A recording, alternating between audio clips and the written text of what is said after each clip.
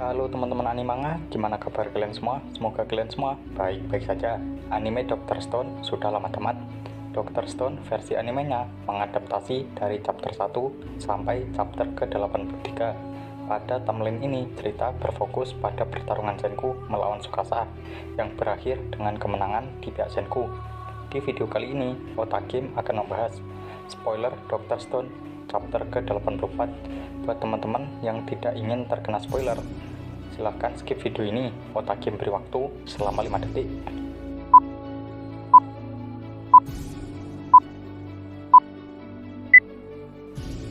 Buat teman-teman yang tidak masalah dengan spoiler, Otakim akan menjelaskan secara lengkap dan juga detail pada manga Dr. Stone chapter ke-84. Chapter dibuka dengan Ishigami Senku yang mengumpulkan seluruh warga desa Ishigami pada satu tempat. Warga desa Ishigami sudah jauh lebih banyak karena sebagian dari mereka adalah orang-orang yang baru saja dibangkitkan dari pembatuan. Senku kemudian menjelaskan kalau 3700 tahun yang lalu ada sebuah cahaya misterius yang membatukan seluruh umat manusia di dunia. Tentu saja mereka semua bingung dengan cahaya misterius itu. Ukyo kemudian menjawab kalau saja cahaya misterius itu adalah serangan dari seseorang, maka kalau orang tersebut menggunakannya sekali lagi, maka umat manusia akan benar-benar musnah. Senku kemudian berkata, sebelum itu terjadi, kita harus memecahkan misterinya, dan jika berhasil memodifikasi cahaya misterius itu, kemungkinan besar cahaya itu akan menjadi obat paling mujarab yang pernah ditemukan umat manusia. Tidak hanya mengobati luka kecil seperti goresan atau patah tulang, dengan cahaya itu jantung yang hancur sekalipun bukan mustahil untuk disembuhkan seperti semula, karena efek dari pembatuan itu mampu meregenerasikan sel-sel tubuh yang sudah hancur secara instan. Hanya dengan cara itulah Tsukasa yang sekarat karena jantungnya dihancurkan oleh Hyuga bisa disembuhkan seperti semula. Namun untuk menemukan asal-usul dari cahaya misterius itu, mereka harus rela mencarinya hingga ke belahan dunia. Magma yang mendengar pidato Senku kemudian meneriakinya, kau itu bego atau apa Senku? Kalau kau pergi ke sisi lain dunia, maka kau akan jatuh dan mati. Kau tidak tahu hal sepele seperti itu dan mengaku kalau dirimu adalah seorang ilmuwan. Yo yang mendengar teriakan Magma langsung tertawa terbahak-bahak karena Magma menganggap kalau dunia itu berbentuk datar. Buat teman-teman yang tidak tahu, model bumi datar adalah konsep arkais dari bentuk bumi sebagai piringan cakram, sedangkan langit berbentuk mangkuk yang menutupi bumi. Kebudayaan kuno yang menganut kosmografi bumi datar dimulai pada zaman perunggu dan zaman besi, sedangkan bumi bulat dikemukakan oleh Pythagoras pada abad ke-6 sebelum Masehi. Meskipun kebanyakan masyarakat pada saat itu meyakini kalau bentuk bumi adalah datar, namun semua itu berubah setelah Aristoteles memberikan bukti-bukti kalau bentuk bumi yang sebenarnya adalah bulat. Kita kembali ke topik utama. Magma yang tidak terima karena sudah ditertawakan oleh Yo memilih adu fisik tentang siapa yang terkuat. Namun pertengkaran mereka berhasil dihentikan oleh mantan kepala desa. Untuk berhasil sampai ke sisi lain dunia mustahil dilakukan dengan berjalan kaki, karena mereka harus menyeberangi lautan yang sangat-sangat luas. Karena itulah Senku memutuskan untuk membuat sebuah kapal laut. Setelah Senku memutuskan untuk membuat kapal laut, Magma lah yang paling bersemangat dibandingkan yang lain. Magma sangat percaya diri dengan pengalamannya selama bertahun-tahun hidup di atas air. Dengan melihat semangat yang luar biasa dari Magma, Asagi Rigen kemudian mengadakan sayembara untuk membuat rancangan dasar dari kapal laut yang akan mereka buat. Di balik semangatnya yang sangat membara, Magma memiliki tujuan tersendiri dengan mengikuti sayembara membuat rancangan dasar sebuah kapal, yaitu karena dia masih memiliki keinginan untuk menjadi kepala desa, karena dia telah gagal pada sayembara pemilihan Pak Kades sebelumnya. Karena itulah hal pertama yang harus dia lakukan adalah dengan mengambil peran penting dalam mega proyek pembuatan kapal.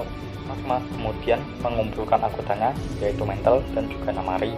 Alih-alih berusaha membuat gambar dasar dari sebuah kapal, Magma hanya menyuruh Namari untuk menggambar kapal sesuka hatinya. Saat Namari masih sibuk menggambar kapal, tiba-tiba Mental berbicara kepada Magma, Jika kau ingin menjadi kepala desa, kau tidak perlu berusaha keras. Kau hanya perlu membunuh Senku. Karena Tsukasa sudah tidak ada, kau pasti bisa membunuh Senku bagaimanapun caranya. Magma justru balik bertanya, mental, apa kau ingin membunuh Senku? Dia sudah membuat banyak hal menarik, nah itu aku membiarkannya tetap hidup. Di sisi lain, Yo ternyata ikut andil dalam sayembara membuat gambaran dasar dari sebuah kapal. Yo kemudian memanggil beberapa orang untuk ikut membantunya. Alih-alih membuat gambar dasar, Yo lebih memilih membuat kapalnya sendiri. Bahkan ia rela bekerja siang dan malam demi bisa menyelesaikannya tepat waktu. Setelah beberapa hari, tibalah saatnya di mana kontes pembuatan ide kapal akhirnya tiba. Yang mengikuti kontes tersebut ada 3 orang, yaitu Magma, Yo, dan juga Senku. Mental kemudian membawakan kertas yang berisikan rancangan dasar dari kapal yang ingin mereka ciptakan. Sedangkan Yo merasa sangat pede dengan ide kapal miliknya.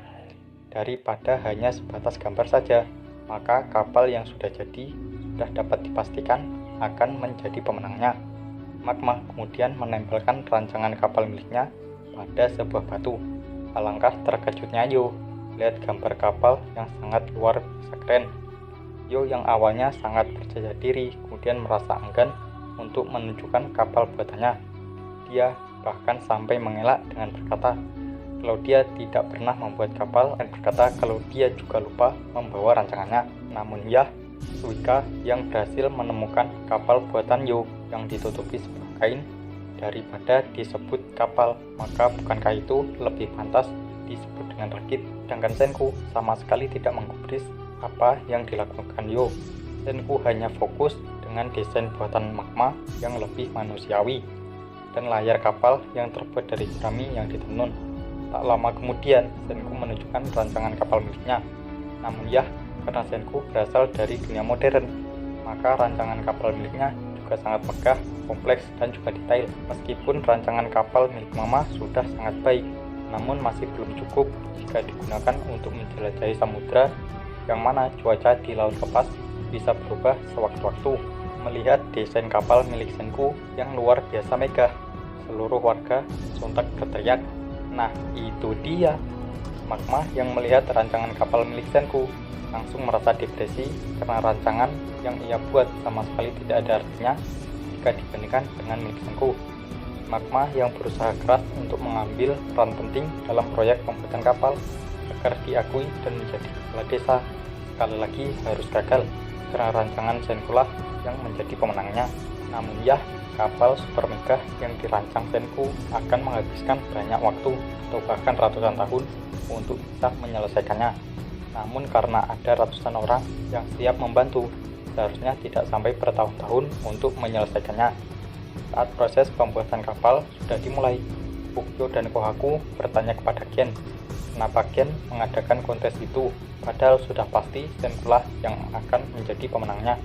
Tanpa disadari, tujuan Gen mengadakan kontes pembuatan rancangan dasar dari kapal laut adalah untuk membuat ilusi seolah-olah merekalah yang memilih desain kapal yang ingin mereka ciptakan dengan diberikan 3 pilihan, yaitu rancangan Yo, Magma, dan juga Senku. Saat mereka memutuskan rancangan Senkulah yang mereka pilih, seolah-olah itu adalah pilihan mereka, bukan pilihan Senku. Karena yang dibutuhkan adalah pemimpin yang kuat untuk menyatukan orang-orang. Fukyo kemudian bersyukur karena Asagiri Gen berpihak kepada Senku, bukan kepada Tsukasa atau Hyuga.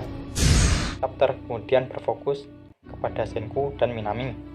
Senku kemudian bertanya kepada Minami, "Ku dengar kau ditugaskan oleh Tsukasa untuk memilih siapa yang akan dibangkitkan. Aku memiliki tugas untukmu, untuk mencarikan seorang kapten kapal. Akan percuma jika memiliki kapal tapi tanpa nahkodanya, karena seluruh aktivitas kapal semua ditentukan oleh nahkoda. Ke arah mana mereka akan bergerak, karena hanya nahkodalah yang sangat mengerti tentang kondisi di laut lepas. Jika saja mereka bergerak melenceng sedikit saja, kemungkinan besar untuk mencapai tujuan adalah 0. Karena itulah nahkoda sangat penting dalam sebuah pelayaran. Sekian pembahasan dari Otakim. Jangan lupa subscribe channel Otakim dan jangan lupa share video ini. Saya Yuda Pratama. Sampai jumpa di video berikutnya.